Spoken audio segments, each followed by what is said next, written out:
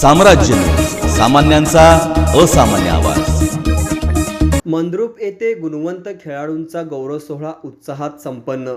New golden क्लबने गेल्या 15 वर्षापासून मंद्रुप व परिसरातील गरीब व आर्थिकदृष्ट्या मागास खेळाडूंना प्रोत्साहन देण्यासाठी केलेले कार्य कौतुकास्पद आहे।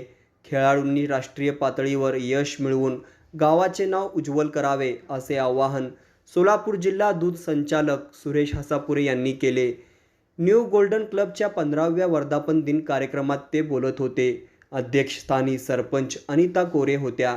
प्रारंभी मान्यवरांच्या हस्ते मेजर ध्यानचंद यांच्या प्रतिमेचे पूजन व दीप प्रज्वलन करण्यात आले।